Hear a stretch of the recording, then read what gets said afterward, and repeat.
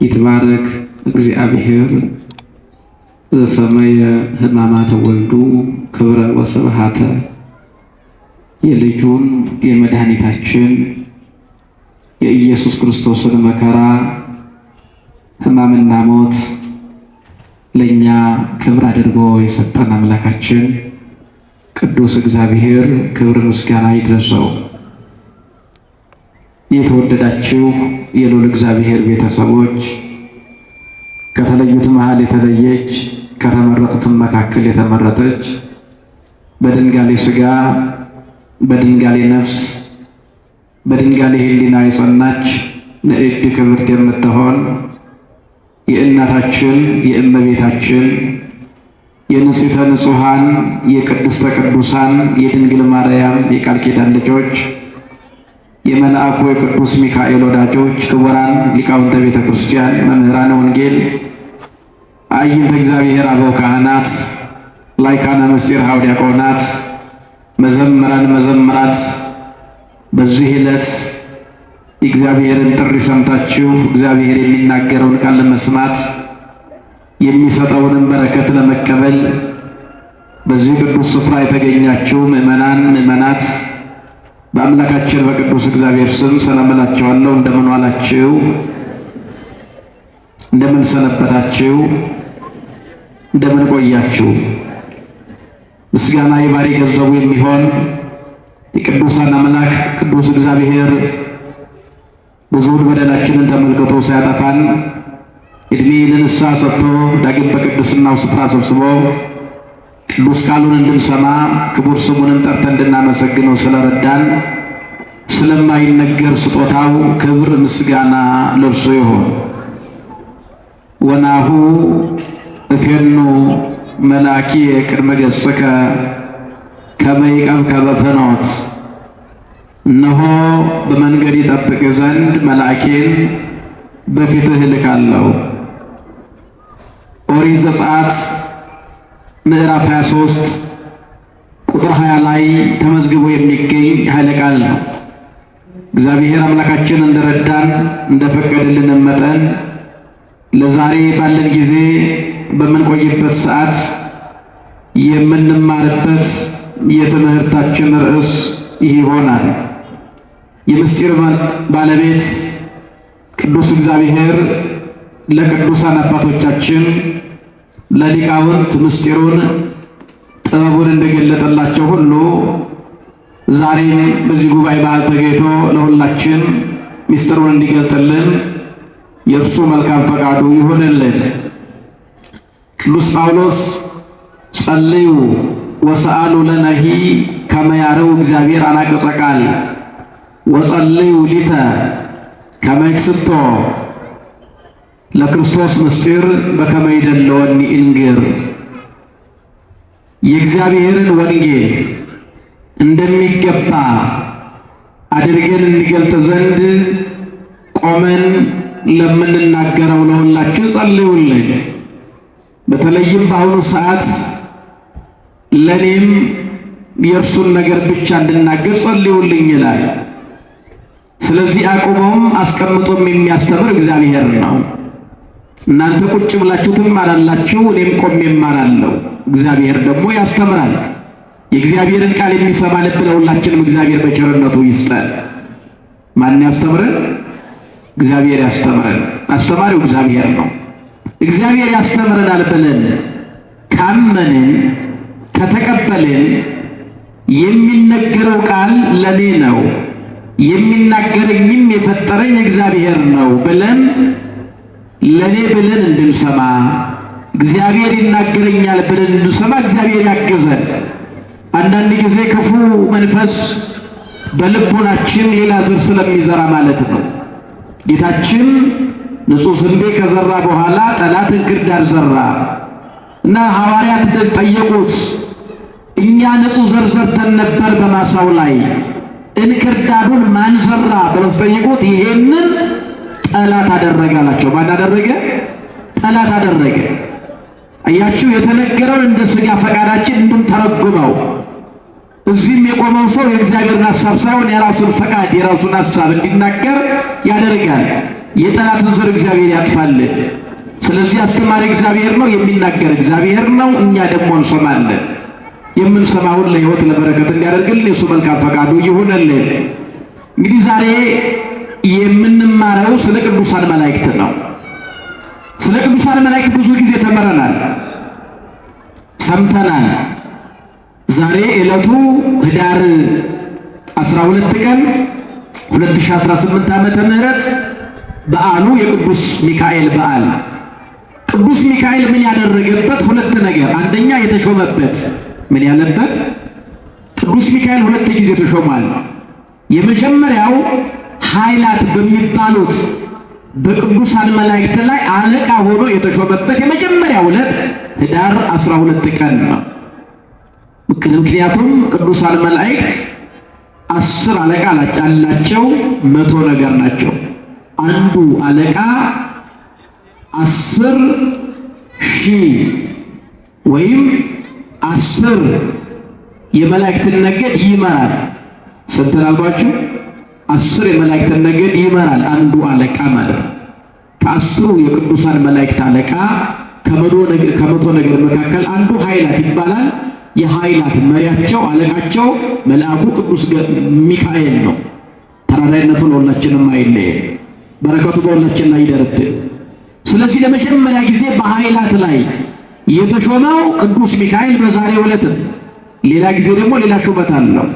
ሳጥናኤል ወይም የ10ሩ ነገድ አለቃ የመቶው ነገድ መላእክት ከመቶው ነገድ መላእክት መካከል የ10ሩ ነገድ አለቃ ሳጥናኤል በወረደ ጊዜ የሁሉም አለቃ ሆኖ ደግሞ የተሾመበት ሌላ ጊዜ በዓሉ አለ።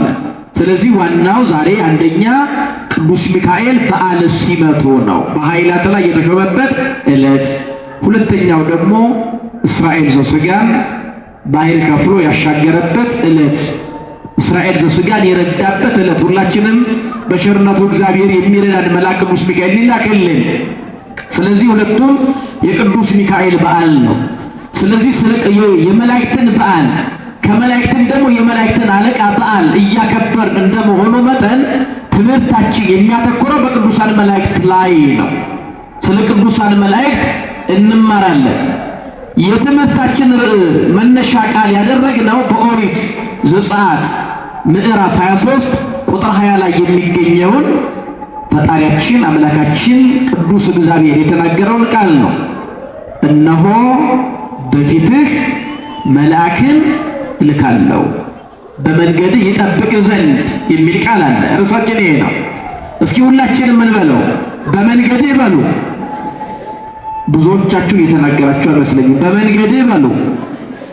ይጠብቅ ዘንድ እነሆ መልአክን በፊትህ እልካለሁ። ማን በፊትህ እልካለሁ? መልአክን። ለምን? በመንገድህ ይጠብቅ ዘንድ። ክርስትና መንገድ ተብሎ ይተረጎማል። ክርስትና ምን ተብሎ ይተረጎማል? መንገድ ተብሎ ይተረጎማል።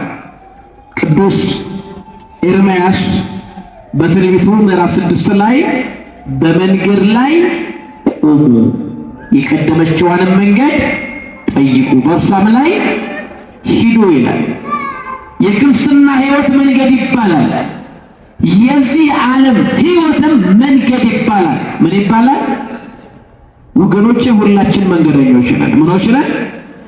አያችሁ፣ በዚህ ዓለም ለዚህ ዓለም ሁላችን መጻተኞች ነን። እንግዳ ደግሞ በደረሰበት መንገድ እንግዳ ነው፣ ነዋሪ አይደለም። የሚደርስበት ቦታ ቁራሽ ጠይቆ ውሃ ጠይቆ በልቶ ጠጥቶ አድሮ ይሄዳል እንጂ አይኖርበትም። እኛም ለዚህ ዓለም እንግዶች ነን፣ መጻተኞች ነን። በዚህ ዓለም ላይ ስናልፍ የምናገኘው መንገድ ነው። ሕይወት መንገድ ነው። ሃይማኖት መንገድ ነው።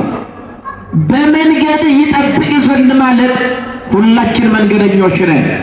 መንገዳችን ፍጻሜው መንግሥተ ሰማያት ነው። ፍጻሜው የት ነው?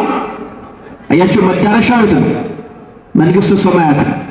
ስለዚህ ሁላችን ቤተ ክርስቲያን በምትባለዋ ጀልባ፣ ሃይማኖት በምትባለዋ መርከብ ተጭነን ተጓዦች ነን። እየሄድን ነው ያለነው። እንሄዳለን። በመንገድ ብዙ ነገር አለ። ሽፍቶች አሉ። ማይበል ሞገድ አለ።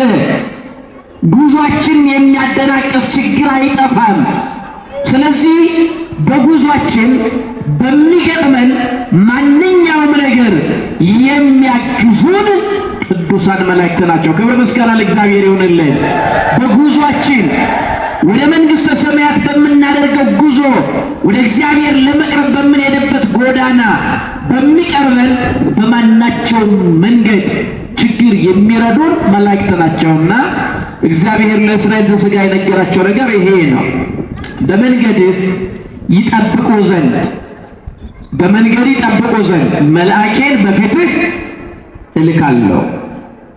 አንዴ ተደግሞልኝ በመንገድህ በሉ ይጠብቁ ዘንድ መልአክን በፊትህ እልካለሁ። እያችሁ መላእክት የሚላኩት እኛን ምን ለማለት ነው? ለመጠበቅ፣ በመንገድ እንቅፋት እንዳይመታል፣ ተሰነካክለን እንዳንወድቅ። ቅዱስ ዳዊት እንደነገ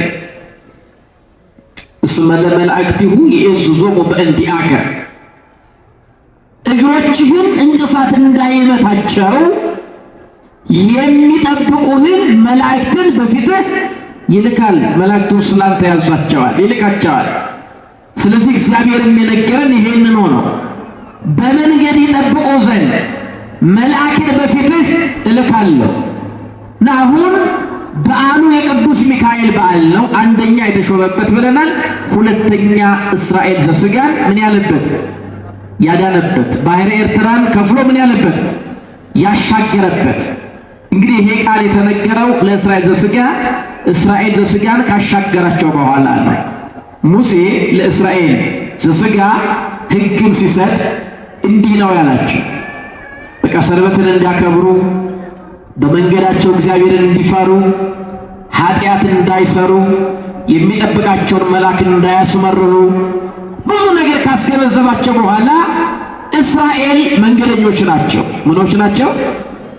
መንገደኞች ናቸው።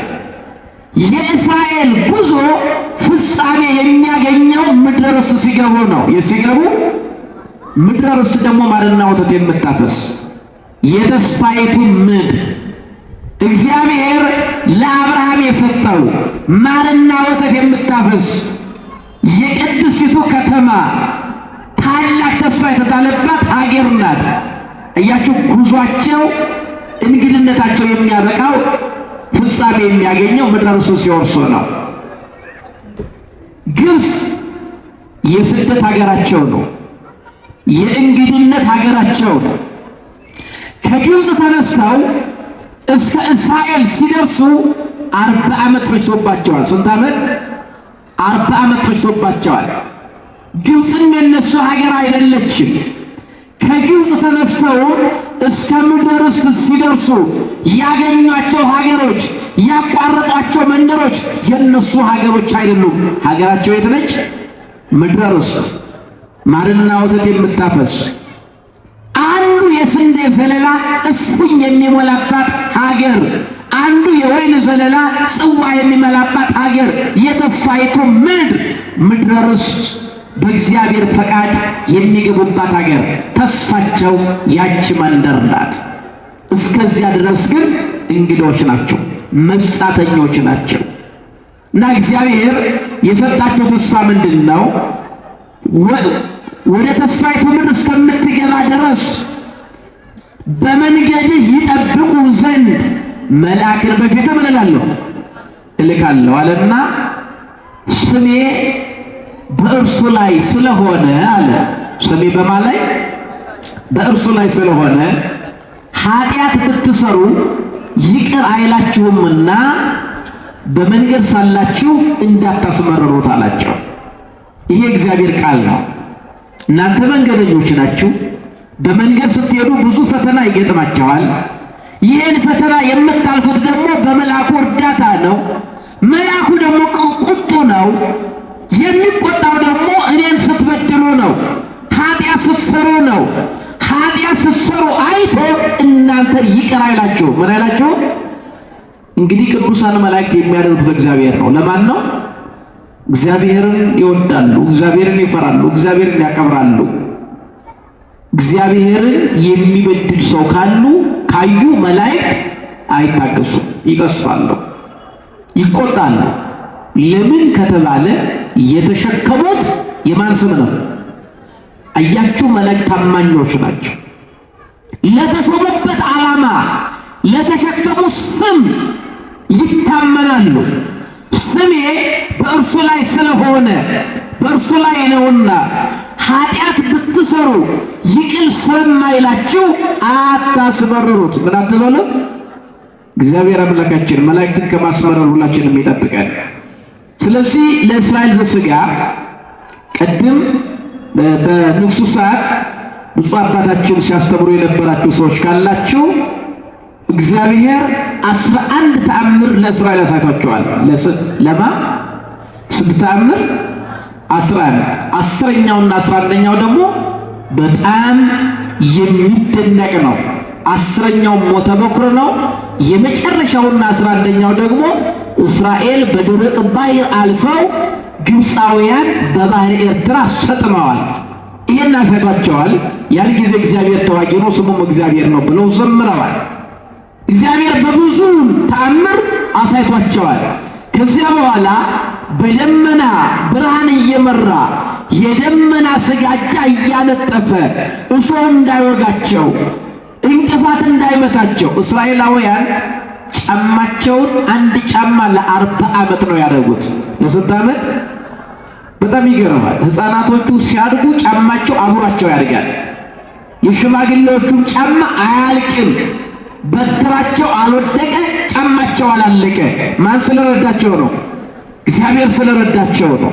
እንዲህ አድርጎ እየመራቸው ሲያስጠነቅቃቸው ምን አለ? መልአኬን በፊትህ እልካለሁ አንተን በመንገድ እንዲጠብቅ፣ ነገር ግን ስሜ በእርሱ ላይ ስለሆነ ኃጢአት ብትሰሩ ይቅር አይላችሁምና መልአኩን ምን እንዳትሉት እንዳታስመረሩት አላቸው። የእስራኤል ዘሥጋ ሕይወት የኛ ሕይወት ምሳሌ ነው። ግብፅ የዚህ ዓለም ምሳሌ ናት። ምድረ ርስት ደግሞ የመንግሥተ ሰማያት ምሳሌ ናት። የ40 ዓመቱ ጉዞ በዚህ ምድር ላይ እኛ የምንጓዘው ሕይወት ምሳሌ ነው። ስለዚህ ክርስትና ጉዞ ነው። ክርስትና ምንድን ነው? ጉዞ ነው። ሁላችን መንገደኞች ነን።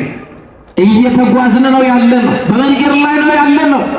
በመንገድ ላይ እንቅፋት እንዳይመታን፣ ጉዟችን እንዳይደናቀፍ፣ ከፍጻሜ እንድንደርስ፣ ወደ መንግሥተ ሰማያት እንድንገባ ቅዱሳን መላእክትን መያዝ፣ የቅዱሳን መላእክትን እርዳታ መጠየቅ ግድ ይላል። ለምን? የእስራኤል የ40 ዓመት ጉዞ ያለ መልአኩ አልተፈጸመምና። በማን ተራዳይነት ነው የገቡት? በቅዱስ ሚካኤል። ክብር ምስጋና ለእግዚአብሔር ይሁንልን። ቅዱስ ሚካኤል ነው መርሆሙ መዓልተ በደመና ወኩሎ ሌሊተ በብርሃነ እሳት። ቀን በደመና ሌሊት ደግሞ በእሳት ብርሃን መራቸው። በቅዱስ ሚካኤል መሪነት ነው ምድረ ርስትን የወረሱት። ስለዚህ የእኛም የክርስትና ሕይወታችን የግብፃውያን ጉዞ የእኛ ሕይወት ምሳሌ ነው። የእኛ ሕይወት ምሳሌ ነው። ስለዚህ የእኛ ሕይወት ምሳሌ ስለሆነ ነው እንግዲህ ስለ ቅዱሳን መላእክት እንማራለን ያልኳቸው። ቅዱስ ሚካኤል የቅዱሳን መላእክት አለቃ ቅዱስ ሚካኤል እስራኤልን እየመራ ምድረ ርስትን አወረሳቸው። የእኛም ዛሬ የክርስትና ሕይወታችን ፍጻሜ የሚያገኘው የመላእክት እርዳታ የመላእክት ጥበቃ ከታከለበት ነው። ባዷችንን ብቻችንን ወደ ምድረ ርስት መግባት አንችልምና ለዚህ ነው ባሕረ ኤርትራን ካሻገራቸው በኋላ ለእስራኤል እንዲህ ብሎ አዘዛቸው። መልአኬን በፊትህ እልካለሁ በመንገድ ይጠብቅህ ዘንድ ወደ አሰብካት ምድር ወደ ተስፋይቱ ምድር ያስገባህ ዘንድ በዚህ ጉዞ ላይ ሳለህ እንዳታስመርር፣ ኃጢአት እንዳትሰራ። ኃጢአት ብትሰራ መልአኩ የሚያደላው ለእኔ ነው። እኔን ይጠብቃል፣ የኔን ቃል ይጠብቃል፣ ለእኔ ይቀናል። ስለዚህ እንዳታስመርሩት ብሎ እግዚአብሔር አምላካችን ለእስራኤል ዘሥጋ ነግሯቸዋል። ታዲያ እስራኤል ዘሥጋ ከግብፅ ተነስተው ምድረ ርስት እስከሚደርሱ ቅዱሳን መላእክት ከጠበቋቸው፣ ቅዱስ ሚካኤል ካገዛቸው እኛም በክርስትና ሕይወታችን ከጥምቀት ጀምረን እስከ ዕለተ ሞት የሚጠብቀን ቅዱሳን መላእክት ብዙ ናቸው በሕይወታችን። ስለዚህ በመንገድ ይጠብቅ ዘንድ መልአኬን በፊትህ እልካለሁ ከተባለ ስለ መላእክት ማወቅ ግድ ይለናል። ስለ መላእክት መማር፣ ስለ መላእክት ማወቅ፣ ስለ መላእክት መጠየቅ፣ ስለ መላእክት መረዳት፣ አውቀን ተረድተን የቅዱሳንን መላእክት ተራዳኢነት መፈለግ፣ መሻት፣ መመኘት ከእኛ ይጠበቃል ማለት ነው። ቅዱሳን መላእክት በእውነት እንደ እኛ የእግዚአብሔርን ክብር ለመውረስና የእግዚአብሔርን ስም ለመቀደስ የተፈጠሩ ፍጥረታት ናቸው።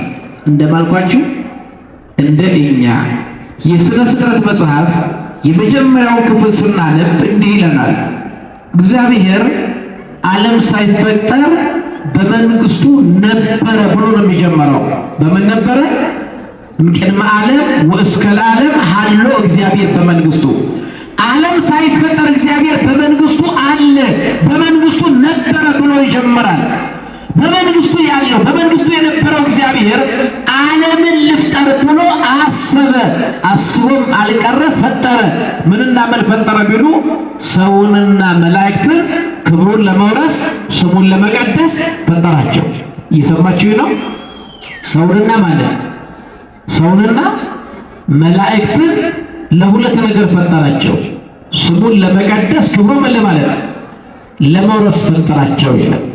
እግዚአብሔር ሰውንና መላእክትን ለምን ፈጠረ ብንል፣ አንደኛ ስሙን እንዲያመሰግኑ፣ እንዲቀድሱ፣ እንዲያወድሱ፣ እንዲያከብሩ ፈጠራቸው።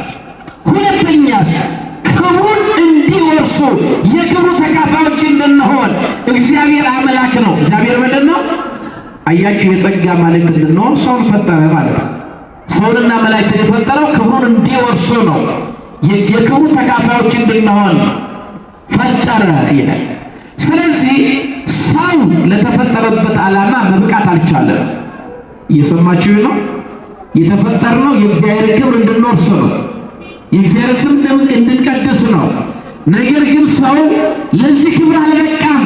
ወረደ፣ ተዋረደ፣ በዲያብሎስ ቁራኝነት ስር ወደቀ። ቅዱሳን መላእክት በአገልግሎታቸው ጸኑ። አያችሁ፣ የእግዚአብሔር ስም እንድንቀድስ ነው። 24 ሰዓት እንድናመሰግን፣ ያለማቋረጥ እግዚአብሔር እንድናመሰግነው ተፈጠረ። ለዚህ ዓላማ አልበቃል። ቅዱሳን መላእክት ግን ለተፈጠሩበት ዓላማ በቁ፣ ጸኑ። 24 ሰዓት እግዚአብሔርን ሲያመሰግኑ ይኖራሉ። ስንት ሰዓት? ልብ በሉ። በዓመት 365 ቀናት፣ በቀን 24 ሰዓት እግዚአብሔርን ሲያመሰግኑ ይኖራሉ።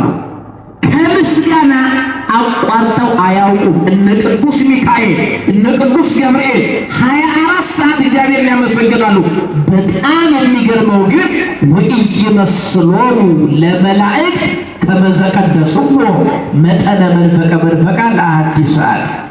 ከተፈጠሩበት ሰዓት አንስቶ እስከ ዛሬ እስከ አሁን አመስግነውት ያመሰገኑት አይመስላቸውም። እየሰማችሁ ነው? ምን ያልተው አይመስላቸው? ግን ምስጋና ከተፈጠሩበት ቀን ጀምሮ አቋርጠው ያውቃሉ?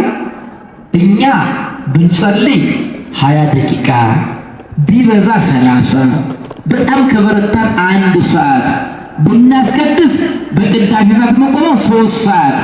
እንዲህ ይሆን እንደሆነ አልፎ ተርፎ ማህሌት ቆመን አዳር ያነጋን እንደሆነ አቤት ዛሬ በምስጋና አደለን ደከምን ብለን እናርፋለን። መላእክት ግን ከተፈጠሩበት ዕለት አንስቶ እስከ ዛሬው ሰዓት አመስግነውት ያመሰገኑት አይመስላቸውም። ያመሰገኑት አይመስላቸውም። እኛ ግን እንደክማለን። ስለዚህ መላእክት በዚያው ጸኑ፣ እኛ ግን ደካሞች ነን። ስለዚህ የጸኑት ያልጸኑትን ያበረታሉ። እየሰማችሁ ነው? የጸኑት መላእክት ደካሞች ሆነኛል ምን ይላሉ? ያበረታሉ። ለምን? መላእክት ዓላማቸው ተስፋቸው ሰው ሁሉ የእግዚአብሔር መንግሥት ሲወርስ ማየት ነው። ማን ሲወርስ ማየት? ሁላችን እንድንድን እንዳንጠፋ ይፈልጋሉ። ለዚያ እኮ ነው ቅዱሳን መላእክት ኃጢአት ስንሰራ እግዚአብሔር ይለምኑልናል እንዳንጠፋ። የዘንድሮን ዓመት ደግሞ ተዋት ይላሉ፣ ይማጸኑልናል፣ ይጸልዩልናል። በመንገዳችን የሚያጋጥመንን ፈተና ያስወግዱልናል፣ ይጠብቁናል። የእግዚአብሔርን መንግሥት እንድንወርስ ነው ፈቃዳቸውንም እግዚአብሔር ሲነግረን ምንድን ነው ያለው? አንድ ኃጢአተኛ ወደ ንስሐ በደረሰ ጊዜ በሰማይ መላእክት ዘንድ ታላቅ ደስታ ይሆናል። ክብር ምስጋና ለእግዚአብሔር ይሆንልን። አያችሁ፣ አንድ ኃጢአተኛ ንስሐ በገባ ጊዜ በሰማይ መላእክት ዘንድ ታላቅ ምን ይደረጋል? ደስታ ይደረጋል። መላእክት ደስተኞች ናቸው በእኛ መዳን። ስለዚህ ነው እግዚአብሔር ምን አለ? በመንገድህ ይጠብቅህ ዘንድ መልአክን በፊትህ እልካለሁ። መልአክን በፊትህ ምን እላለሁ? እልካለሁ። ስለዚህ እኛ መንገደኞች ነን። እኛ መውደቅም መነሳትም ይስማማናል። እንወድቃለን፣ እንነሳለን፣ እንበድላለን፣ ጽድቅ እንሰራለን፣ እናረጃለን፣ እናድጋለን፣ እንበድላለን። በቃ ሁሉ ነገር ለኛ የተስማማ ነው። ቅዱሳን መላእክት ግን እንደኛ አይደሉም። ቅዱሳን መላእክት ህልውናቸው በሁለት ይከፈላል። ሁለት ወገን ናቸው ቅዱሳን መላእክት። እውነተኞቹ መላእክት አሉ፣ የእሳቱ ደግሞ መላእክት አሉ። የብርሃን መላእክት አሉ፣ የጨለማ መላእክት አሉ። በመግቢያ ብያቸዋለሁ። መላእክትን እግዚአብሔር ሲፈጥራቸው በነገድ 100 በአለቃ ወይም በከተማ 10 በሰማይ ደግሞ በሦስቱ ሰማያት ነው ያኖራቸው። ቅዱሳን መላእክት የሚኖሩበት ሰማይ ኢዮር፣ ራማና ኤረር ይባላል። ሰምታችሁኛል? መላእክት በስንት ሰማያት ይኖራሉ? ወደ ላይ 7 ሰማያት አሉ። ከስር ያሉት ሰማያት ከዚህ ከምናየው ከጠፈሩ በላይ 3 ሰማያት አሉ፣ ኢዮር፣ ራማና ኤረር የሚባሉ። ስለዚህ በኢዮር 40 ነገድ፣ በራማ 30 ነገድ፣ በኤረር 30 ነገድ፣ በጠቅላላው 100 ነገደ መላእክት እንዲኖሩ አድርጎ ፈጥሯቸዋል። ከ100 ነገደ መላእክቱ መካከል የመጀመሪያው አለቃ ደግሞ ዲያብሎስ ነበር። ሳጥናኤል ወይም ሰማልያል የሚባለው ያ ሳጥናኤል ካደ። ስንት ነገደ መላእክት ቀሩ? 99። በ99ኙ ነገደ መላእክት ላይ አንዱን የጠፋውን አዳምን ሊፈልግ መጣ። ሰው 100ኛ ነገድ ሆኖ ገባ ማለት ነው። ስለዚህ ቅዱሳን መላእክት በእውነት በከተማ በ10ሩ ከተማ የሚኖሩ 24 ሰዓት እግዚአብሔርን የሚያመሰግኑ ቅዱሳን መላእክት ይባላሉ። የወደቀው የሳጥናኤል ነገድ ደግሞ የጨለማ መላእክት ይባላል። የምን መላእክት? የጨለማ መላእክት፣ ርኩሳን መናፍስት ይባላሉ። ስለዚህ እኛ መላእክት የምንለያቸው ቅዱሳን መላእክት፣ ርኩሳን መላእክት በማለት ለሁለት እንከፍላቸዋለን ማለት ነው። እኛን የሚወዱንን እኛን ድነታችንን የሚወዱትን የሚያግዙንን ቅዱሳን መላእክት እንላቸዋለን። የእግዚአብሔር ልጆች እንላቸዋለን። አያችሁ፣ የእግዚአብሔር ሰራዊት ይባላሉ። የወደቁትን ደግሞ ርኩሳን መናፍስት እንላቸዋለን። እኛ የምናከብራቸው መላእክት የብርሃን መላእክት የሚባሉትን፣ የእግዚአብሔር ልጆች የሚባሉትን፣ ቅዱሳን መላእክት የሚባሉትን ነው። ርኩሳን መላእክትን ደግሞ እንረግማቸዋለን። ሰምታችሁኛል? አሁን ልብ በሉ። የኢትዮጵያ ኦርቶዶክስ ተዋሕዶ ቤተክርስቲያን መላእክትን ታከብራለች ተብሎ ሲነገር ወይም ለመላእክት ክብር ትሰጣለች፣ መላእክትን ትሰግድላቸዋለች፣ ታመሰግናቸዋለች፣ ታወድሳቸዋለች ተብሎ ሲነገር መላእክትን በሙሉ አይደለም። የብርሃን መላእክትን፣ ቅዱሳን መላእክትን፣ የእግዚአብሔር ሰራዊትን እንጂ የጨለማ መላእክትን፣ የወደቁ መላእክትን፣ ርኩሳን መላእክትን ግን ትረግማቸዋለች። በአጭሩ ከእግዚአብሔር ጋር የተጣበቁትን መላእክት እናመሰግናቸዋለን፣ እንወዳቸዋለን፣ እንፈልጋቸዋለን። የወደቁትን የራቁትን መላእክት ደግሞ እንላቸዋለን እናረቃቸዋለን። ስለዚህ መላእክት ስለሆኑ ብቻ ሳይሆን የምናከብረው የእግዚአብሔር እንደውም ዛሬ በቅዳሴ ላይ የተሰበከው መስባክ ይተአየን መልአከ እግዚአብሔር አውዶሙ የእግዚአብሔር መልአክ በሚፈሩ ሰዎች ዙሪያ ይሰፍራል ይላል። የማመላክ በደንብ አስቡበት። የእግዚአብሔር መልአክ አሁን እግዚአብሔር ያልፈጠረው ፍጥረት አለ? ሁሉን የፈጠረ ማን ነው? ቅዱስ ዮሐንስ ወንጌላዊ በወንጌሉ እንደነገረን ሁሉ በእርሱ ሆነ፣ ከሆነውም አንዳች እንኳን ያለ እርሱ አልሆነም። ያለ ማን ሆነ? ያለ እርሱ። ሁሉ የሆነው በማን ነው? ስለዚህ ፍጥረት ሁሉ የማን ነው? ጨለማን የፈጠረ ማን ነው? ብርሃንን የፈጠረ ሁሉን የፈጠረ እግዚአብሔር ነው። የእግዚአብሔር ተብሎ የሚነገረው ማን ነው ካልን እግዚአብሔርን የሚያከብር የእግዚአብሔርን ፈቃድ የሚፈጽም ለእግዚአብሔር ትእዛዝ የሚገዛ ለተፈጠረበት አቋም ዓላማ የኖረ ሰው የእግዚአብሔር ይባላል። የእግዚአብሔር። ስለዚህ መላእክትን ሁሉ የፈጠረ ማን ነው? ሰይጣንን የፈጠረው ማን ነው? መላእክትን ቅዱሳን ቅዱስ ሚካኤልን የፈጠረ ማን ነው? አሁን ልብ በሉ። ሰይጣንንም እግዚአብሔር ነው የፈጠረው። ቅዱስ ሚካኤልንም የፈጠረው ማን ነው? እግዚአብሔር ነው። የእግዚአብሔር መልአክ ሰይጣንም መልአክ ነው። ቅዱስ ሚካኤልም ምንድን ነው? መልአክ ነው። አሁን ሰይጣን እግዚአብሔር አልፈጠረውም ለማለት አይደለም። ለእግዚአብሔር ሕግ አልተገዛም። የእግዚአብሔርን ፈቃድ አይፈጽምም። እምቢተኛ ነው፣ በደለኛ ነው፣ የራቀ ነው፣ የወደቀ ነው፣ የተለየ ነው ለማለት ቅዱስ ሚካኤልን ለይተን የእግዚአብሔር መልአክ እንለዋለን። ይህ መልአክ የእግዚአብሔር መልአክ ከእግዚአብሔር ፈቃድ ጋር የተስማማ ለተፈጠረበት ዓላማ የቆመ ማለት ነው። ቅዱስ ሚካኤል የእግዚአብሔር መልአክ። ስለዚህ እኛ የምናከብረው የማን መላእክት ነው? የእግዚአብሔር ፈቃድ የሚፈጽሙትን ለተፈጠሩበት ዓላማ የጸኑትን እግዚአብሔርን በተልእኳቸው ደስ የሚያሰኙትን የእግዚአብሔር መልአክ እንላቸዋለን። ሌሎቹም ደግሞ ርኩሳን መናፍስት እንላቸዋለን። ስለዚህ እኛ አጋንንትን እንረግማለን። ታውቃላችሁ፣ የመጀመሪያው የጸሎታችን መጀመሪያ አአትም ገሰየ ወኩለንታየ በትምህርተ መስቀል እንልና እክህደከ ሰይጣን እንላለን። ሰይጣን ሆይ በቤተ ክርስቲያን ፊት ቆሜ ምን እልሃለሁ? ለዚህ ምስክር ማን ናት? ማርያም ናት። አያችሁ፣ እመቤታችንን ምስክር አድርገን በቤተ ክርስቲያን ፊት ቆመን ቤተ ክርስቲያንን ምስክር አድርገን ማንን እንክዳለን? ሰይጣንን እንክደዋለን። መላእክትን ስንላቸዋለን፣ እናከብራቸዋለን፣ እንወዳቸዋለን፣ እናመሰግናቸዋለን፣ እንሰግድላቸዋለን። ክብር ምስጋና ለእግዚአብሔር ይሁንልን። አሁን እኛ አንድ መያዝ የሚገባን ነጥብ መላእክትን በመላእክትነታቸው አይደለም እናከብራቸው፣ ለእግዚአብሔር በመታዘዛቸውና ባለመታዘዛቸው። በመታዘዛቸው እናከብራቸዋለን፣ ባለመታዘዛቸው ደግሞ እንረግማቸዋለን። ስለዚህ ቅዱሳን መላእክት የእግዚአብሔር ፍጥረቶች ናቸው። ቅዱሳን እንላቸዋለን። ምን እንላቸዋለን? መላእክት ቅድስናቸውን ያገኙት ከእግዚአብሔር ነው። ከማን ነው? ቅዱስ ማን ነው? እንደ እግዚአብሔር ቅዱስ የለም ይላል መጽሐፍ ቅዱስ። እንደ እግዚአብሔር ምን የለም? ቅዱስ የለም።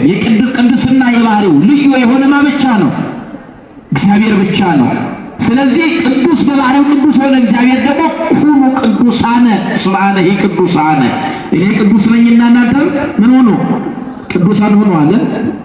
ስለዚህ ለእግዚአብሔር ፈቃድ በመታዘዛቸው እግዚአብሔርን በሕይወታቸው በማመስገናቸው መላእክት ቅዱሳን ናቸው። ስለዚህ መላእክትን ቅዱሳን መላእክትና ርኩሳን መላእክት ብለን እንለያቸዋለን። የምናከብራቸው መላእክት ቅዱሳን መላእክት ናቸው። የቅዱሳን መላእክት አለቃ ደግሞ መልአኩ ቅዱስ ሚካኤል ነው። በረከቱ በሁላችን ላይ ይደርብን፣ ተራዳኢነቱ አይለየን። ቅዱስ ሚካኤል ነው የመላእክት የቅዱሳን መላእክት አለቃቸው። ስለዚህ መላእክት ሁለት ወገን ናቸው፣ ርኩሳንና ቅዱሳን። እኛ የምናከብረው ማንን ነው? ቅዱሳን ነው። አንድ የጥንት ባለቀን ምን አለ? ለመልአክ ይናከብረው ለእም አስረጸ ክንፈ በመጠነው ቆሙ አለ። እኛ እኮ መላእክትን በቁመቱ ሙሉ ክንፍ ስላለው አናከብረውም ማለት። ምክንያቱም ለወፍ ወለትንያ እስመ ክንፎሙ እንደዚያማ እንዳይሆን ወፎችም ትንኞችም ምን አላቸው? ክንፍ አላቸው። ስለዚህ ስለ ክንፉ ሳይሆን ለእግዚአብሔር ስለመታዘዙና ስላለመታዘዙ እንለያቸዋለን ነው። ስለዚህ እኛ በአጠቃላይ ቅዱሳን ብለን የምናከብረው ለማንም የሚታዘዙት ነው። ለምሳሌ ሰማዕታትን ብናከብር ለማን ስለሚታዘዙ ነው? ሰማዕታት መራራ ሞትን ታገሱ ይላል። ደማቸውን ስለ መንግሥተ ሰማያት አፈሰሱ ይላል። ስለ እግዚአብሔር ብለው መራራ ሞትን ታገሱ ይላል። ስለማን ብለው ነው ይሄን ሁሉ ዋጋ የተቀበሉት?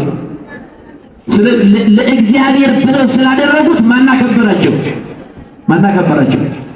እግዚአብሔር። አሁን አንዳንድ ሰዎች ምን ይላሉ መሰላችሁ? ዛሬ ቅዱስ ሚካኤልን ስናከብር ቅዱስ ሚካኤል የመላእክት አለቃ ነው አይደለ? የቅዱሳን አለቃ ነው። እና ቅዱስ ሚካኤልን ስናከብር አንዳንድ ሞኝ ሰዎች ምን ይላሉ? አይ ቀኖች ሁሉ ለጌታ ናቸው እና ዛሬ ቅዱስ ሚካኤል ሳይሆን መከበር ያለበት ክርስቶስ ነው የሚሉ አሉ። ለዚህ አንድ ሁለት ሶስት ሐሳቦችን እናንሳ። ቅዱስ ሚካኤል አክብሩኝ ብሏል? አክብሩኝ ስላለ ነው የምናከብረው? አንድ ሁለተኛ፣ እስኪ ተፈራረመን ቅዱስ ሚካኤልን እናክብር ብሎ ያሉ ሰዎች አሉ አላሉም? አይደለ? ቅዱስ ሚካኤልን ያከበረው ማን ነው? እግዚአብሔር። ያከበረው ማን ነው? እግዚአብሔርን የሚያከብር ሰው ደግሞ መገለጫው ያከበራቸውን በማክበር የወደዳቸውን በመውደድ ከፍ ያደረጋቸውን ከፍ ማድረግ ነው። ስለዚህ ብዙ ጊዜ ከተቃዋሚዎች የሚመጣ ሐሳብ አለ። እናንተ የእግዚአብሔርን ክብር ለቅዱሳን ትሰጣላችሁ የሚል ሐሳብ አለ እና እኛ ብዙ ጊዜ መልሳችን ምንድን ነው? ቅዱሳን መከበር ይገባቸዋል ነው አይደለም? እንላለን አይደለም? ቅዱሳን ሊከበሩ ይገባቸዋል ነው የኛ መልስ። ተቃዋሚዎች ደግሞ ምን ይላሉ? አይ ቅዱሳን ሳይሆኑ መከበር የሚገባው ማን ነው? በእነሱ ሐሳብ በእነሱ እምነት እኛ የእግዚአብሔርን ክብር ቀንሰን ለቅዱሳን የሰጠን ይመስላቸዋል። እስኪ እንገልብጠው። እግዚአብሔርን ማክበር የሚገለጠው በምንድን ነው? በዚህ መልክ ገልበጠን ማየት መልካም ነው። ማን ማክበር አልኳችሁ? እግዚአብሔርን የሚያከብር ሰው በምን ቢታወቀው? የእግዚአብሔርን ያከበረ ነው የሚባለው በምንድን ነው? ጌታ በማለት ነው። ይሄ እንዳይሆን ክርስቶስ ነግሮናል። በዚያን ቀን ብዙዎች ጌታ ሆይ ይሉኛል። ጌታ ሆይ የሚሉኝ ሁሉ የእግዚአብሔር መንግሥት አይወርሱም። እንዲያውም እላቸዋለሁ ብዙዎች በስመ አጋንንትን አውጥተናል፣ ሽባዎችን ተርትረናል፣ ዕውራንን አብርተናል፣ ተአምራት አድርገናል፣ እውነት እላቸዋለሁ አላውቃችሁም እላቸዋለሁ ይላል። ለዚህ ማረጋገጫ ጌታችን መድኃኒታችን ኢየሱስ ክርስቶስ እርስ በእርሳችሁ ብትዋደዱ ያን ጊዜ ሰዎች ሁሉ የኔ ደቀ መዛሙርት እንደሆኑ ያውቃሉ አለ። ማና ብትዋደዱ? እኔን ብትወዱ ነው ያለው። እርስ በርሳችሁ ብትወዱ፣ እናንተ እርስ በርሳችሁ ብትዋደዱ ያን ጊዜ ሰዎች ሁሉ የኔ ደቀ መዛሙርት እንደሆናችሁ ያውቃሉ። ቅዱስ ዮሐንስ ደግሞ ይሄን ተቀበለና ምን አለ? እግዚአብሔርን እወዳለሁ እያለ ወንድሙን የሚጠላ እርሱ ምንድን ነው? ውሸታም ነው፣ ነፍሰ ገዳይ ነው ይላል። እግዚአብሔርን እወዳለሁ ይላል፣ ወንድሙን ግን ይለዋል፣ ይጠላዋል። ይሄ ግልና ያላየውን እግዚአብሔርን እንዴት ሊወድ ይችላል? ያየውን ወንድሙን ሳይወድ ይላል። ስለዚህ ወንድምን መውደድ እግዚአብሔርን ለመውደድ ምንድን ነው ማለት ነው? ማረጋገጫ ነው። በሉልኝ ይሄን ወንድምን መውደድ በሉ እግዚአብሔርን ለመውደድ ማረጋገጫ ነው። እግዚአብሔርን የሚወዱ ሰው የሚታወቀው ማን ሲወድ ነው? ወንድምን ሲወድ እንጂ እግዚአብሔርን ማን ያውቃል? ስለዚህ ቅዱሳንን ማክበር እግዚአብሔርን ለማክበር ምንድን ነው ማለት ነው? ማረጋገጫ ነው። ቅዱሳንን እያቃለለ ቅዱሳንን ያከበራቸው ማለት ነው እግዚአብሔር። እግዚአብሔር ያከበራቸውን አቃሎ እግዚአብሔርን ማክበር ይቻላል? አይቻልም። ስለዚህ ቅዱሳን ክብር ይገባቸዋል ማለት ብቻ ሳይሆን በእውነት እግዚአብሔርን ለማክበር ማረጋገጫው መሰረቱ ማን ማክበር ነው? ቅዱሳንን ማክበር ነው። ስለዚህ እኛ ቅዱሳን መላእክትን የምናከብረው ማን ስላከበራቸው ነው?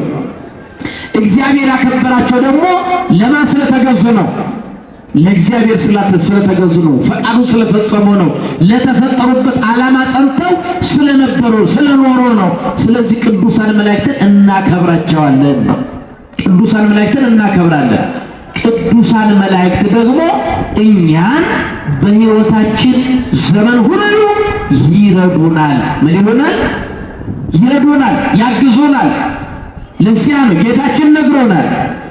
በመንገድ ይጠብቁ ዘንድ በክርስትና ሕይወት ያጸኑ ዘንድ ከክፉ ነገር ይጠብቁ ዘንድ መልአኬን በፊት ምን እላለሁ? እልካለሁ። ስለዚህ ለእያንዳንዳችን የታዘዘ መልአክ አለ። ምን ያለ መልአክ አለ? የታዘዘ እያንዳንዳችንን የእያንዳንዳችንን ነፍስ የሚጠብቅ መውጣታችንን መግባታችንን ውሏችንን አዳራችንን የሚቆጣጠር እያንዳንዳችን የተመደበልን ምን አለ ማለት ነው? ይሄ መልአከ ዑቃቢ ወይም ጠባቂ መልአክ የሚባል አለን ማለት ነው። ምን የሚባል አለ? የሚጠብቀን ምን አለ? መልአክ አለ። እዚህ ላይ አንድ ነገር መገንዘብ ግድ ይላል። አንዳንድ ሰዎች ምን ይላሉ? የሰው ልጅ ተፈጥሮ እየጨመረ ነው፣ ብዛቱ እየጨመረ ነው የሚሄደው። አሁን እንኳን በዓለም ላይ በጣም ብዙ ሕዝብ አለ። የሚቀጥለው ዓመት ደግሞ ከዚህ ብዙ ይጨምራል። ከሚሞተው ይልቅ የሚወለደው እየበዛ ይሄዳል። የሰው ቁጥር እየበዛ የመላእክት ግን እንዴት ይሆናል ብለው የሚጨነቁ ሰዎች አሉ። ቅዱሳን መላእክት ሲፈጠሩ አንድ ጊዜ ነው የተፈጠሩ። ስንት ጊዜ? አንድ ጊዜ ሲፈጠሩ ግን የብዙ ብዙ ሆነው የተፈጠሩት። የብዙ ብዙ ማለት ሰው የፈለገ ቢበዛ መላእክት ቁጥር ላይ መድረስ አይችልም። ይሄንን እንደውም ሊቃውንተ ቤተክርስቲያን ሲያስረዱ ምን ይላሉ? ያለፈው ትውልድ ቢነሳ የሞተው ማለት ነው። እስከ ዛሬ ዓለም ከተፈጠረ ጀምሮ ከአዳም ጀምሮ እስከ ዛሬ ያሉት የሞቱት ትውልድ ቢነሱ ዛሬ ያለነው እኛ ብንደመር ገና እስከ ዕለተ ምጽአት የሚነሳው ትውልድ ቢጨመርበትና መላእክትን ብንካፈል እያንዳንዳችን ከፀጉራችን ቁጥር በላይ መላእክት ደርሶናል። ክብር ምስጋና ለእግዚአብሔር ይሁንልን። እልፍ ጊዜ አእላፋት ብሎ የገለጣቸው የመላእክት ቁጥር ብዙ ነው፣ አይጨምርም አይቀንስም። ነገር ግን ቁጥራቸውን የሚያውቀው ማን ነው ቢባል ከእግዚአብሔር በቀር ማንም ሊያውቀው አይችልም። ማን ብቻ ያውቀዋል? የፈጠራቸው ያውቃቸዋል። ግን ብዙ ናቸው።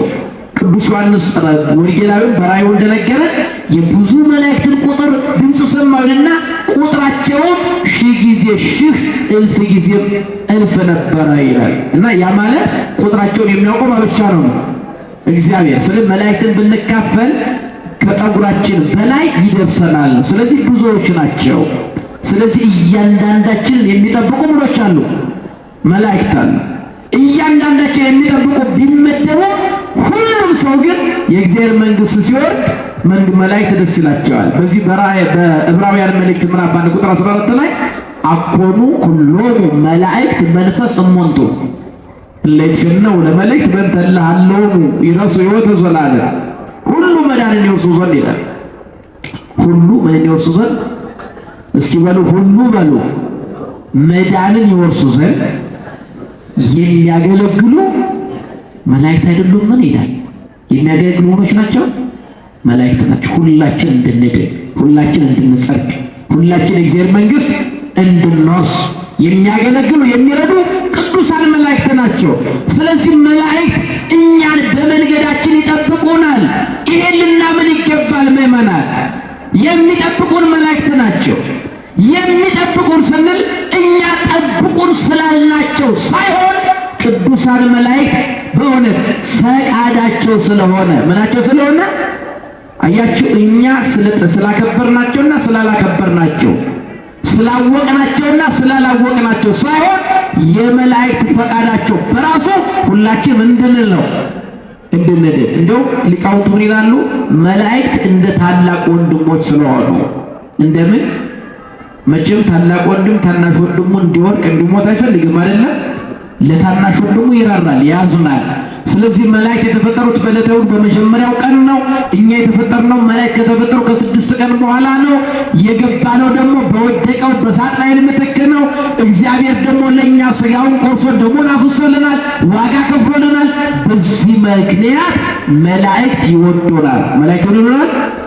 በዚህ ብቻ አይደለም፣ እግዚአብሔርን መስለን ስለተፈጠረ እንደው እግዚአብሔር ሰውን በፈጠረ ጊዜ መላእክት እልል ይሉ ነበር ይላል። መላእክትን እልል ያስበላቸው ምንድነው ቢባል ሳጥናኤል እኔ ፈጣሪ ነኝ ብሎ የመላእክትን ከተማ ረብሾ አሳስቶ ስለነበረ ከዚህ በኋላ እግዚአብሔርን የሚመስል ፍጡር በምድር ላይ ስለተፈጠረ መላእክት ደስተኞች ናቸው፣ እልል ብለዋል፣ አመስግነዋል። ክብር ምስጋና ለእግዚአብሔር ይሁንልን። በዚህ ምክንያት መላእክት ይወዱናል፣ እንደ ታላቅ ወንድም ይራሩልናል፣ ይንከባከቡናል። መላእክት ስለሚንከባከቡን ስለሚያዝኑልን ይጠብቁናል። በዚህ በሉቃስ ወንጌል ላይ የተነገረን ይህን እኮ ነው። ጌታችን በወይን ጠባቂ መስሎ የተናገረው ወይን የተባልነው እኛ፣ የወይን ጠባቂ የተባሉት ደግሞ ማን ናቸው? ቅዱሳን መላእክት። እንደነገረን ከሆነ አንድ የወይን ባለቤት ሰው ወይን ተከለ፣ መጥመቂያ ማሰ፣ አጠራጠረ፣ ቅጥር ቀጠረ፣ ለጠባቂ ሰጠና ወደ ሩቅ አገር ሄደ ማለት ያ ማለት እግዚአብሔር ሰውን ፈጠረ ማለት በአርአያውና በአምሳሉ ፈጠረ። አጥር ቅጥር የተባለው ይሄ መለኮታዊ ጥበቃው ነው። በአርአያውና በአምሳሉ መፍጠሩ ነው። ይህን ካደረገ በኋላ ሕግ ከሰራ በኋላ ቤተ መቅደስ ከሰራ በኋላ ካህን ከሰጠ በኋላ ቤተክርስቲያን ከሰጠው በኋላ ለጠባቂዎች ሰጥቶ ሄደ ማለት መላእክት ጠባቂ ሾሞለት ሄደ ማለት ነው። ከዚያ በኋላስ ወይን ፍሬ በሚያፈራበት ጊዜ በሉ ወይን ፈልጉ ብሎ ሄደ። ሲመጣ ፍሬ አላፈራችም። ምን አላፈራችም? እና ፍሬ ሳታፈራ ስትቀር ጠባቂው ምን አለው? መሬቱን ከምታጎሳቁል ቁረጣት አለው። የወይን ጠባቂው ግን ምን አለ? ጌታዬ የዘንድሮን ዓመት ደግሞ ተዋት፣ ፍግላስ ታቅፋት፣ ፋንድያ ላርግላት፣ እባክህ ውሃ ላጠጣት አለው። ስለ ጠባቂው ብሎ ትቷት ሄደ። በሁለተኛው ዓመት መጣ። አሁንም እንደዚያው ቁረጣት አለው። ጠባቂው ግን ተለማመጠው፣ ለመነው፣ ተማጸነው፣ ጥሏት ሄደ። ለሶስተኛ ጊዜ መጣ። አሁን ለሶስተኛ ጊዜ እባክህ ቁረጣት ሲለው ተማጸነው ይላል። አያችሁ፣ የሶስት ጊዜ እግዚአብሔር የወይን ጠባቂው መጣ ማለት በሕፃንነታችን በወጣትነታችን መጣ። እግዚአብሔር ፍሬ ፈልጎ ወጣቶች ከኛ እግዚአብሔር የንስሐ ሕይወትን ይፈልጋል። ሥጋውን ደሙን የሚቀበል ሰውነት ይፈልጋል ከወጣቶች መካከል። ግን ካጣብን እግዚአብሔር በምን ምክንያት ተወን? እንዴት ዛሬን አየን? ይሄን ቃል እንዴት ሰማን ብንል በሚጠብቁን መላእክቶቻችን ተማጽኖ ከምን ጠበቀን አናውቅ። ተማጸነ መልአኩ ተወን። በጉልምስና ጊዜያችን ይመጣል። አሁንም ፍሬ አጣ፣ በሽምግልናችንም ይመጣል።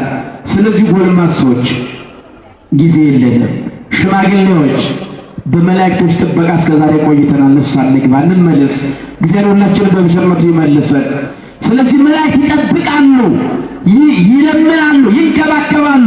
ይሄ ጉዞ ስለሆነ በመንገድ ይጠብቅን ዘንድ መልአክን በፊት እልካለሁ ነው እና እግዚአብሔር መልአኩን ልኮ ሲጠብቀን በኃጢአት ላይ ኃጢአት በበደል ላይ በደል በመስራት የሚጠብቁንን መላእክት ከማስመረር እግዚአብሔር በቸርነቱ ይጠብቀን። ስለዚህ እኛ መላእክትን እንወዳለን፣ እናከብራለን። መላእክት ደግሞ እኛን ምን ይሆናል? ይጠብቁናል ነው። ስለዚህ መላእክት ስለሚጠብቁን፣ ስለሚያማልዱን፣ ስለሚጸልዩልን፣ ከክፉ ነገር ስለሚጠብቁን እኛ ደግሞ አንደኛ ለመላእክት እንዘምራለን፣ መላእክትን በዓላቸውን እናደርጋለን፣ የተሾሙበትን በዓል እናከብራለን። አያችሁ፣ እግዚአብሔር ቃል ኪዳን የሰጣቸውን እናከብራለን፣ ተአምር የሰሩበትን እናከብራለን፣ እንዘምርላቸዋለን፣ እንሰግድላቸዋለን። ክብር ምስጋና ለእግዚአብሔር ይሁንልን። እንሰግዳለን ለመላእክት። አሁን ብዙዎች እንዴት ለመላእክት ትሰግዳላችሁ ይላሉ። ከሚያነሱት መካከል አንዱ በራዕየ ዮሐንስ ምዕራፍ 22 ላይ አለ፣ ተደጋግሞ ተጽፏል። የእግዚአብሔር መልአክ ቅዱስ ዮሐንስ ወንጌላዊ በሰገደለት ጊዜ እንዳታደርገው ተጠንቀቅ፣ እኔም እንዳንተ የእግዚአብሔር ባሪያ ነኝ ብሎታል። ስለዚህ መልአኩ አትስገድልኝ ማለቱ ስግደት እንደማይገባው መግለጡ ነው። መልአኩ አትስገድልኝ እያለ እናንተ ግን ትሰግዳላችሁ፣ ስለዚህ ለመላእክት ስግደት አይገባም ብለው ደምድመው ጨርሰዋል። እኛ ግን እንላቸዋለን፣ እርግጥ ነው መልአኩ አትስገድልኝ ብሎታል። ምን ብሎታል? እየሰማችሁ ነው? ምን ብሎታል? ቅዱስ ዮሐንስ ግን ስግደቱን አቆሟል። ከአንድ ጊዜም ሁለት ጊዜ ሰግዶለታል አይደለ? ታዲያ መልአኩ አትስገድልኝ ካለ ቅዱስ ዮሐንስ ደጋግሞ የሰገደው ለምንድን ነው? አንድ ጥያቄ ጠይቆ እዚህ ላይ ቅዱስ ዮሐንስ ወንጌላዊ ነው። ምንድን ነው? እንደውም ከአራት ወንጌላውያን መካከል ቅዱስ ዮሐንስ በንስር ይመሰላል። በምን ለምን በንስር ተመሰለ ስንል ምስጢረ መለኮትን ስለጻፈ ነው። ምን ስለጻፈ ነው? አያችሁ፣ ሌሎቹ ሶስት ወንጌላውያን የጻፉት የጌታን ምድራዊ ልደቱን ነው። ዮሐንስ ግን ሰማያዊ ልደቱን ጽፏል፣ ቀዳማዊ ልደቱን ጽፏል። ስለዚህ ቅዱስ ዮሐንስ ወንጌልን ጽፏል፣ ሶስት መልእክታትን ጽፏል፣ አንድ ራዕይ መጽሐፍ ጽፏል፣ 5 መጻሕፍትን ጽፎልናል። ስንት መጻሕፍት? ይሄ ሰው ይሳሳታል? የእግዚአብሔር መንፈስ አላደረበትም? በእውነት የሚጽፈው ከእግዚአብሔር መንፈስ ተለይቶ ነው? ይሄን አስቡት። ታዲያ እግዚአብሔር ያደረበት ከወንድሞቹ ተለይቶ በንስር የተመሰለ ቅዱስ ዮሐንስ መልአኩ አትስገድልኝ እያለው ደግሞ የሰገደው ተሳስቶ ይሆን? አይደለም። ለመላእክት ስግደት እንደሚያውቅ እንደሚገባ ስለተረዳ ስላወቀ ነው እንጂ ተሳስቶ አይደለም የሰገደው። ታዲያ መልአኩ ስለምን አትስገድልኝ አለው? ቅዱስ ዮሐንስ ስግደት እንደሚገባው አውቆ ሰገደለት። መልአኩ ለምን አትስገድልኝ አለው ካል ስለ ሁለት ነገር፣ አንደኛው ስለ ትሕትና ነው። ስለምን? ስለ ትሕትና ነው። ምክንያቱም ስለ ትሕትና መልአኩ ስለ ትሕትና አትስገድልኝ አለው። ሁለተኛው ስለ ስልጣነ ክህነት ክብር ነው። የካህናት ክብራቸው ታላቅ እንደሆነ ለማስረዳት ነው። ስለዚህ እኛ የመላእክትን ክብራቸውን ስለምናውቅ ስግደት እንደሚገባቸው ስለምናውቅ እንሰግደላቸዋለን፣ እናከብራቸዋለን፣ እንዘምርላቸዋለን። እግዚአብሔር ደግሞ ምን ብሎናል? በመንገድ ይጠብቅህ ዘንድ በፊት መልአክን ምን እላለሁ? እልካለሁ። ስሜ በእርሱ ላይ ስትሆነ ብትበድሉ ኃጢአት ብትሰሩ ይቅር አይልምና እንዳታስመርሩት። ይሄንን ይዘን መሄድ ይገባናል። በተሳደብን ጊዜ፣ በቤታችን ሰውን ባማን ጊዜ፣ አንታረቅም ባልን ጊዜ፣ ኃጢአትን ባበዛን በደልን በቆጠርን ጊዜ ማን እያስመረረን ነው? የሚጠብቀን መልአክ። ስለዚህ እግዚአብሔር ይላል የክርስትና ሕይወታችሁ ጉዞ ነው፣ መንገድ ነው። በክርስትና ሕይወታችሁ፣ በንስሐ ሕይወታችሁ፣ በዚህ ዓለም ሕይወታችሁ የሚጠብቋችሁ ቅዱሳን መላእክት ናቸው። ስሜ ደግሞ በእነሱ ላይ ነው። የተሸከሙት የእግዚአብሔር ስም ነው። በነገራችን ላይ ሚካኤል የሚለው ስም እኮ ሚካኤልን አይገልጥልንም። ሚካኤል ማለት መኑ ከመ እግዚአብሔር፣ እንደ እግዚአብሔር ያለ ማን ነው የሚል ቃል ነው የተሸከመው። ስለዚህ የሚገልጠው የእግዚአብሔርን ባህሪ ነው እንጂ የራሱን የመልአኩን ባህሪ አይገልጥልንም። ስለዚህ እኛም በእውነት እግዚአብሔር በእኛ ላይ የሾማቸውን እኛን ይጠብቁ ዘንድ የሰጠንን ቅዱሳን መላእክትን ኃጢአት በመስራት እግዚአብሔርን በመበደል ከማስመረር ተለውጠን በሕይወታችን ንስሐ ገብተን ሥጋውን ደሙን ተቀብለን የእግዚአብሔርን ፈቃድ ፈጽመን እንድንኖር አምላካችን እግዚአብሔር በቸርነቱ ይርዳል። በመንገድ ይጠብቅህ ዘንድ መልአኬን በፊትህ እልካለሁ።